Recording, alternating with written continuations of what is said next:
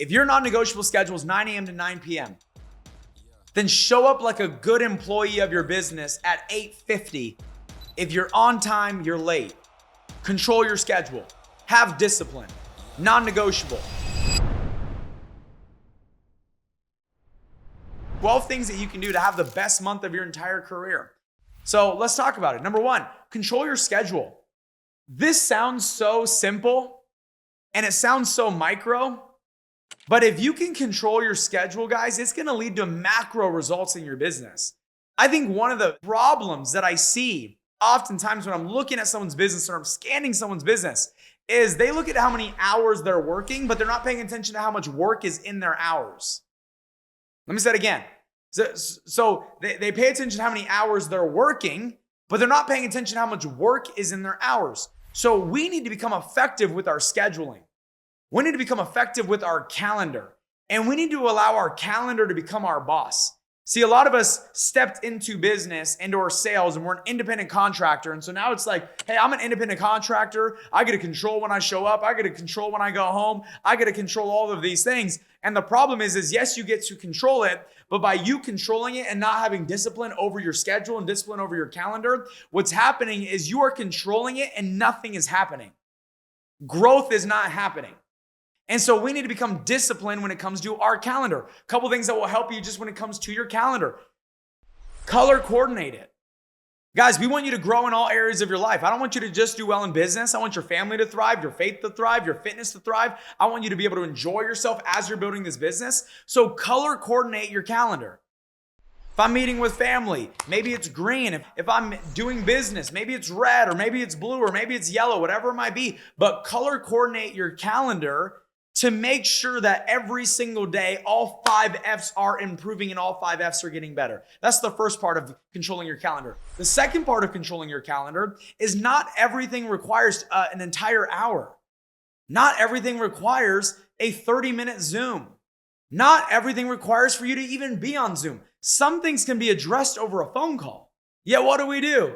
Sharon texts me. She says, hey, Matt, can I get some help on something? I say, yeah, let me block off an entire hour in my Zoom calendar. And now I have to be there. I got to be on Zoom for an entire hour. And something that could have been solved in a 4-minute phone call, I just wasted an entire hour of productivity on my calendar.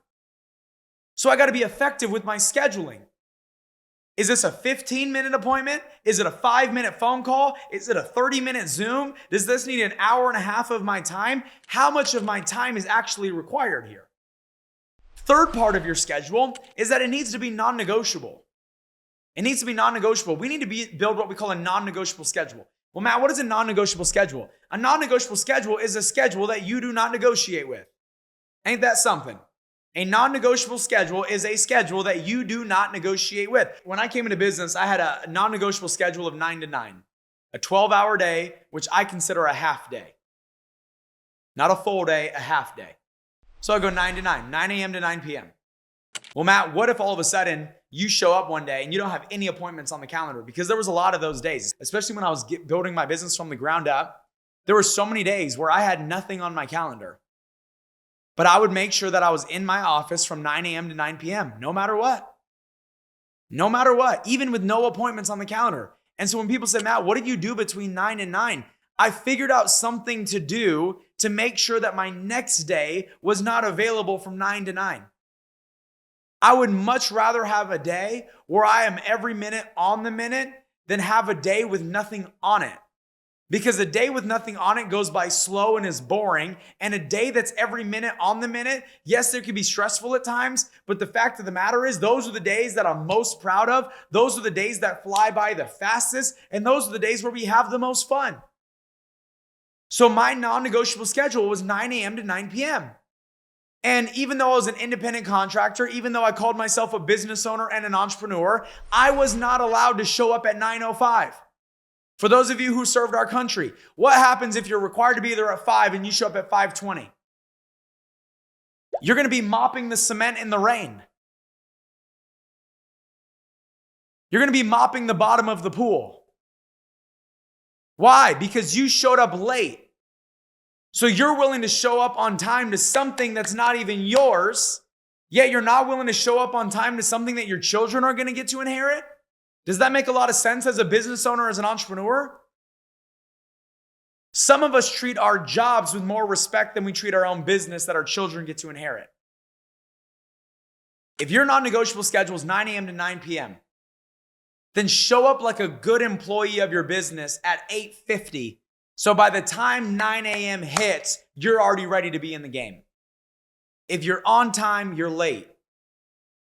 Control your schedule. Have discipline. Non-negotiable.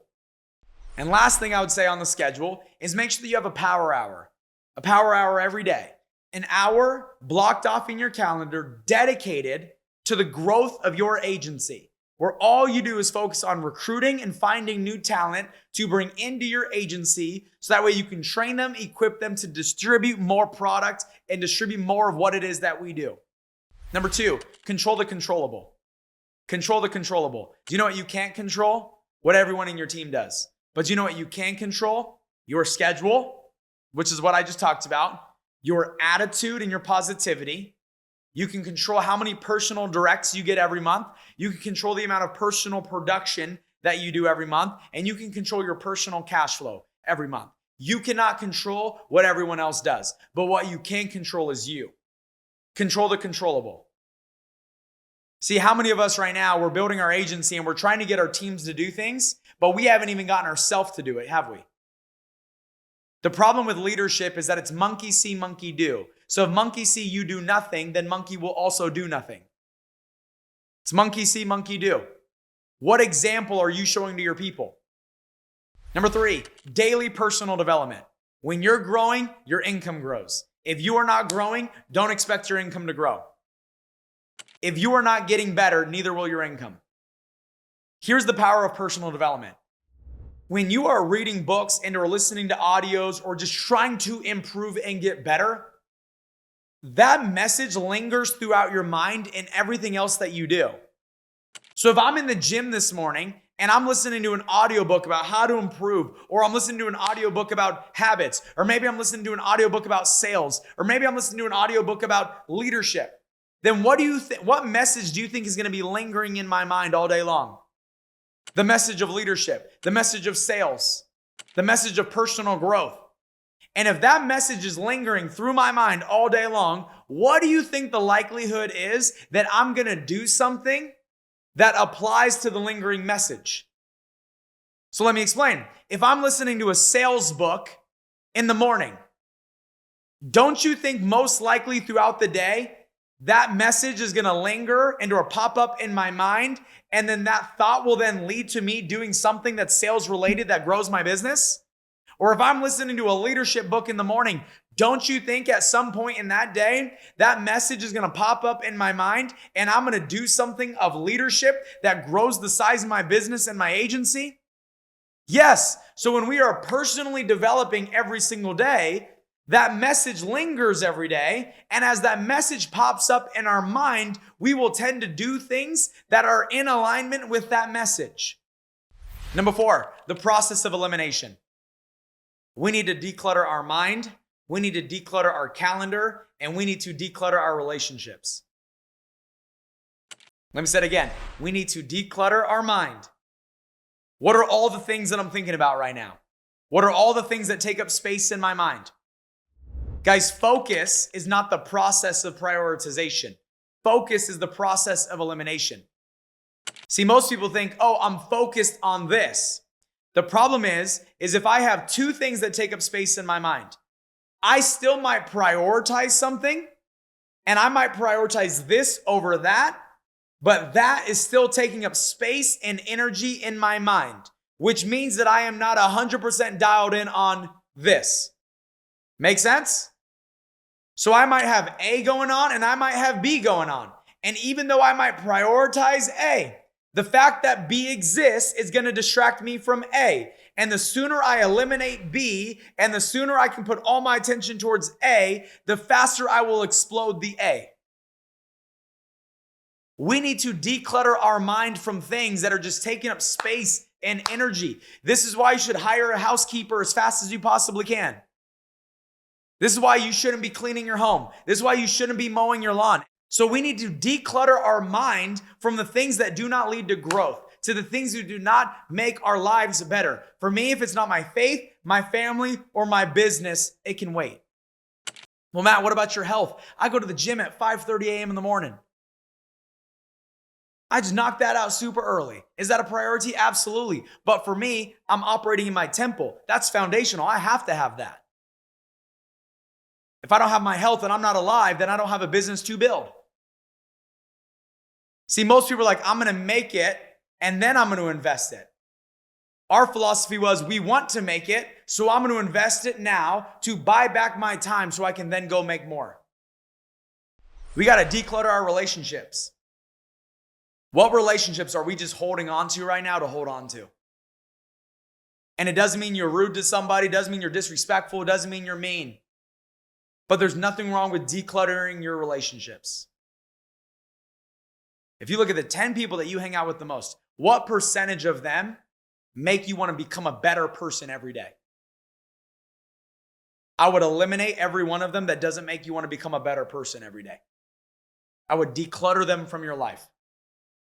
And that's hard to do, but I promise you it'll make a significant difference in your growth. And it's not that they can't join you on this journey of growth. That is their decision on whether or not they want to get left behind. Number 5, read your goals out loud every day, twice a day. The reason reading your goals out loud every day, twice a day is so important is because it's like putting bumpers on your day. I like to read my goals in the morning and I like to read my goals at night. Because if I can control the morning and I can control the night, the day will work itself out. But what it also does is, once again, if I read my goals in the morning, my goals linger through my mind throughout the day. And if I read my goals at night as I'm sleeping, right, my conscious is programming my subconscious. And now all of a sudden my goals are creeping into my unconscious mind. And now I'm waking up thinking about goals. I'm waking up and I'm pursuing goals. And I don't even always know why I'm doing it. But it's just so engraved in my now mental DNA that now I'm starting to move towards goals that I don't even realize I'm doing it. I don't even know I'm doing it on purpose. I just wake up and do it because I'm programming my mind to go after it. It's no longer a conscious thought. It's an unconscious habit. I want chasing my goals to no longer be a conscious thought, but an unconscious habit. Meaning it's just part of who I am and what I do. Well, how do we build that? We build that through affirmation. We build that through reading our goals every morning and every night. There are days where I'm not as effective. There are days when I could have given a little bit more. But there are also days where I didn't want to do anything at all, but I did something simply because I read my goals in the morning and I felt like I had to at least do something that moved me towards them. Number 6, daily accountability to your leadership and to your teammates. To your leadership and to your teammates. Why do you think people hire coaches? Why do you think people hire personal trainers? Are you telling me that if you go to the gym, you have zero idea what to do? How many of us know how to click on a treadmill? How many of us don't even need a treadmill? We can walk outside and just walk if we wanted to. So let's be real. It's not that we don't know what to do. It's that we have a hard time getting ourselves to go do it. And I'm speaking for myself, by the way, as well. So why are personal trainers so important? Because they hold you accountable to the goal. Why is having a business coach so important? Because they hold you accountable to the goal. See, we need to be accountable. And so every day, if you want to have the best month of your career, send your daily accountability of what you got done to your leadership. And also post it in your team chat so you are also declaring what you got done to your team and to your organization. The more accountable we are, the better we will become. Where performance is measured, performance improves. The problem is most people don't track their performance. Number 7, have a target with a countdown and then make it public to your team. Matt, what do you mean by this? Throughout my entire career, one of the ways that I've always kept my personal strong is I had my personal sales goal and I had my personal recruiting goal. And then below that, I would have my team's sales goals and I would have my team's recruiting goals. And it would be all on one whiteboard. So we would have one whiteboard. It would have my goals and premium for the month and what's left. And it would have my goals for recruiting for the month and what's left. And I would make sure that I would do this. And I would make sure that everyone in my sales team that I'm overseeing would also do this. And what we would do is I would make my numbers transparent and public to the team. So the reason I made sure that my personal results were public to my team is because I knew my leadership would love me no matter what, but I knew that my team would not respect me no matter what. Which means that I wanted to show up every day and earn the respect of my people. And the way I did that was by making sure that my personal was always strong. And I did that through accountability. And I did that through a public display of accountability, through having the numbers on a whiteboard, and I tracked that bad boy. And that leads me to number 8. All of our leaders did the exact same thing. And so by them doing the exact same thing, what happened? Their numbers dropped as well. So what I would do is I would get a whiteboard or maybe a Google accountability sheet. I don't care what you use. But you have your sales goal and you have what's left. You have your recruiting goal and then you have what's left. Every time you write a sale, you drop the sales premium. And so now you have the goal and what's left. 2,000 was my goal, 1,700 is left. And my goal was to get what's left down to 0 every month on both my production and on my recruiting. And I made sure that that was public to my base shop, and I've made sure that that was public to my team. See, we are only afraid to be accountable to our team if we don't know if we're willing to do the work necessary to be an example for our team. So instead of showing our numbers, we hide them. And then we wonder why we don't value ourselves in our own leadership and why we don't think we're deserving of winning. Because we're hiding from our results and or they're the lack of. Number 9, get your family involved. If we hit this, we do this. Get your family involved. Enroll your family in the goal. Enroll your family in what you are trying to accomplish. Throughout our entire career, what we've always done is said, okay, mommy and daddy are going to work our butts off the next 30 days.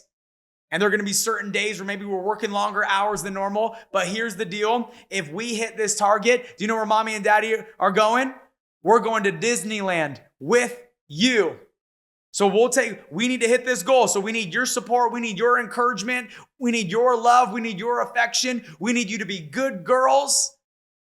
And as we go hit this target, we're all going to go celebrate in Disneyland because this is a family goal. This is a family milestone. This is a family target. This isn't a daddy goal, a daddy milestone, or a daddy target. It's a family goal. Enroll your family in the goal so that way they support you and encourage you. And you know what's going to start to happen? Your son and your daughter, they're going to be like, Mommy, Daddy, where are we at with the goal? Are we on track to go to Disneyland? Mommy, Daddy, where are we at with the goal? Are we on track to go to Legoland? Mommy, Daddy, where are we at with the goal? Are we on track to go to Florida? Mommy, Daddy, where are we at with the goal? Are we on track to go to this? And now all of a sudden, your children are holding you accountable to your goal and your dream. Enroll your family in the dream. Enroll your family in the goal. Get your family involved. Stop separating the two. People say, Matt, how do you mix business with family? By mixing it. It's all one. My business is my family and my family is my business. My daughters are listening to my calls. You know what they're hearing? Do the right thing. Be a person of integrity. Give your absolute best. Be a good husband. Be a good mom. Show up for the people you love and care about. Be a good example. Save your money. Invest your money. Help people. Take care of people. Go above and beyond for the people around you. Show up as a leader. Be a good person. I want my daughters hearing that message every day. So yes, I mix the two. Get your family involved. Number 10, post all wins in the chat. Guys, there's 3 environments in our business. We have a Zoom environment, we have an in-person environment, and we have a chat environment. And back in the day when we only had an in-person environment, what we did is we had a big bell in the office. And every time a deal got closed, or every time a family got helped, or every time an agent got added, somebody would ring the bell. Ring-a-ding-ding. And that's how everyone knew, all right, another transaction, another family helped. Well, now we're all on Zoom across the entire country, internationally, Canada, 50 plus countries. And so is there ability to ring a bell? No. But you know what you can do? Post it in the chat. And that's our new bell being rang. How's this going to help me have the best month of my career? The way it's going to help you is because now everyone that's a part of your agency that's in that chat is going to see all the momentum building. And when they see everyone winning, do you know what it makes them feel like they can do? It makes them feel like they also can win, but they also should go do the work necessary to win. Number 11, make the decision that everything's great. Everything's great. I don't care what goes wrong. Everything's great. All of a sudden you sign up a client texts you 4 minutes later with this long paragraph, says, I'm no longer interested. Everything's great. What if for the next 30 days in a row, everything's great? Just imagine how much more greatness would show up in your business where you just spoke that level of life over your business. Does that mean there's not going to be things that you got to address? No. But you address it from the perspective that everything's going to be great. Does that mean that there's going to be certain things that you don't need to take care of? No, but you address it from the perspective that everything's great. Make the decision that for the next 30 days, everything's great. Speak life into your business. And last but not least, number 12, you got to get competitive. Who's beating you right now? And it's not that you wish ill upon them, but who's beating you right now? Who's beating you? Who's ahead of you? It's time to go hunting. Throughout my entire career, I always knew who are the people that are beating me right now. And I would circle their name and I would go after their numbers. And my whole goal was to beat their numbers. Who's next on your hit list? Who are you going after? Who in the base shop right now is at a higher cash flow than you and you're hunting them right now? Every single pay cycle. I always wanted to know everyone's cash flow who was above me because I wanted to know at every single cycle where they were at and how much closer did I just get to beating them, because I wasn't just tracking them, I was hunting them. Who are you going after? It's time to get competitive. And last but not least, regarding getting competitive, it's time to get competitive with you. Where you look at what was the best month of my career before. And you get competitive with yourself to go beat your old numbers. The old you did those old numbers, which means the new you should be able to blow past the old numbers that you once did. You are better today. Your skill set is better today. You think better today. You are more aware. You have more knowledge. You know more. There is no reason why the current you can't beat the old you's numbers. So yeah, do we want to get competitive and have people that we're going after? 100%, Alex, we do. But you know what we also need to do? Get competitive with ourselves. What was my best previous month? What did I make? How many recruits did I do? How many sales happened? How much production did we do? And then you go aggressively go and try to beat the old you. Let's get it.